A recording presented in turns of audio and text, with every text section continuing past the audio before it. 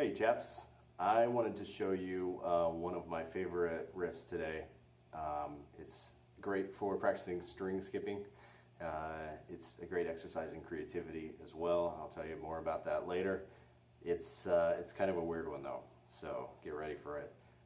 Speaking of weird, it's by a group called Autechre, and anybody who's talked music with me in any kind of detail has known that I've had like a musical crush on these guys for, I don't know, 7 or 8 years now, and they're out there.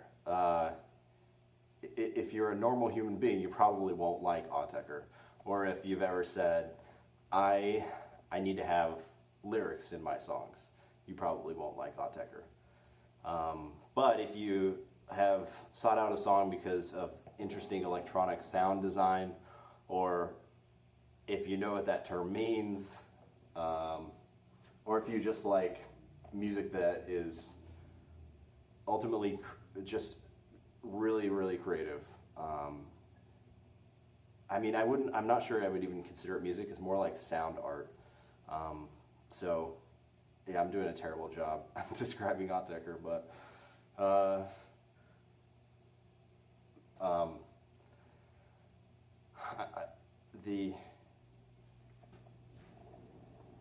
that's okay. They're hard to describe.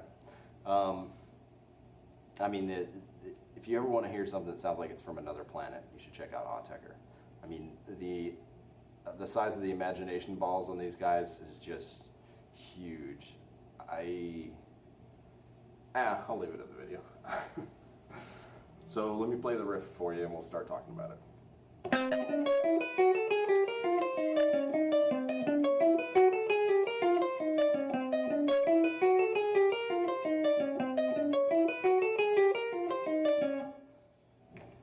A little crazy. So it's obviously chromatic. There's a lot of chromatic aspects of it. So let me kind of take you on the journey as I was figuring out the riff, and you'll kind of see the creativity that was used to create that kind of eccentric riff. So the first thing I did was I learned it on guitar. I listened to it, learned it on guitar, and the fingering took me a little while. It's unlike any other riff I've ever played, just because of the fact that it skips around all the time. It's really chromatic. It's an interesting one to play. Then I put it in some music software because I wanted to kind of recreate it with a synthesizer. So I put it in the DAW, and then I realized that there's a pattern to it. It's like it forms an X, which I thought was really weird because usually you don't see patterns in MIDI clips. So I thought, that's kind of interesting. And then I noticed that the ascending line is a whole tone scale, and then the descending line is another whole tone scale. And the whole tone scale is really simple. It's just every other note. There's actually whole tone scale is kind of crazy because there's only 2 whole tone scales that exist. So you'll notice that this is all 12 notes in the Western scale, all 12 chromatic notes, but there's only 2 scales because if it's every other and there's only 12 notes, there's 6 notes in each scale, and there's 2 scales.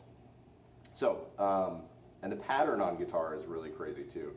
If you ever learn the whole tone scale, actually I'll see if I can find a clip on the internet or an image of what the whole tone scale pattern looks like, because it's almost, it's deceivingly simple as far as the pattern goes, what it looks like on the guitar. So how does that apply to this riff? So what they did was they took one of the 2 whole tone scales and they started traveling up, and then alternatively they took the other one and they started traveling down. So you've got this X pattern, and I thought of a cool way to kind of demonstrate it to you. So let me see if this works out the way I think it will.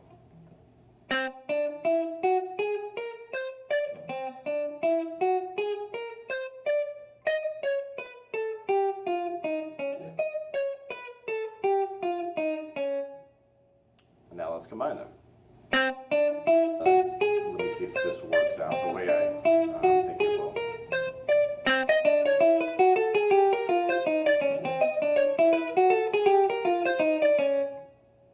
And now let's combine them.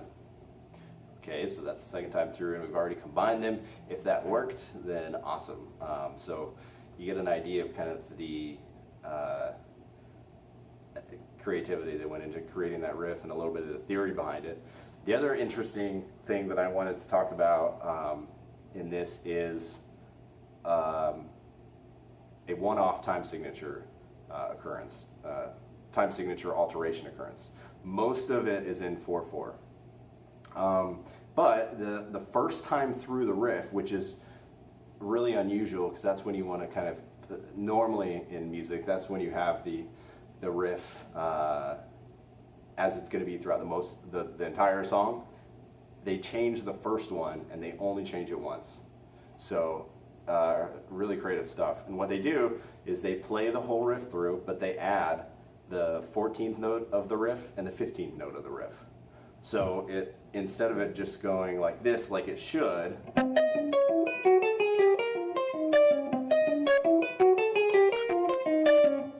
the first time through it goes like this.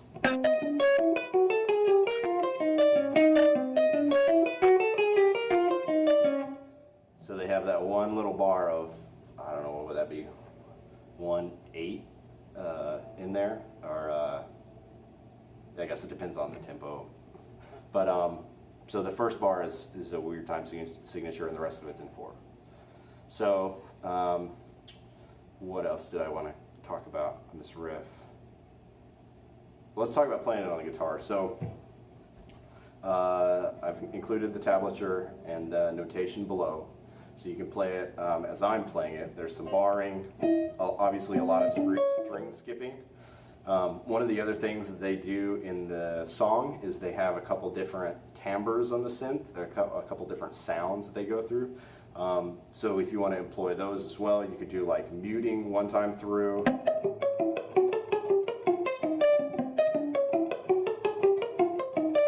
Or you could do like really close to the bridge, get it really twangy.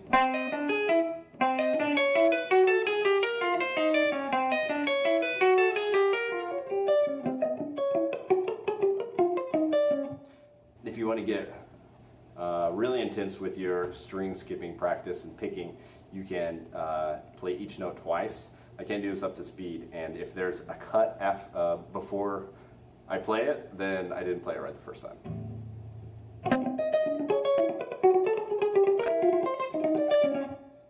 Let me try that again.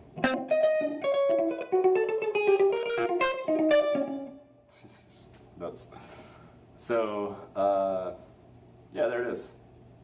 Autechre is IO, or low. This is another crazy thing. So Autechre names their words, the names of their songs. They have really random capitalization and really random titles. So if you try to search for this song, I literally don't know if it's a lowercase L or an uppercase I. The font doesn't tell me anything on the album cover. It's crazy. So it's either Autechre's IO or Autechre's low. I don't know which one. Anyway, there you go.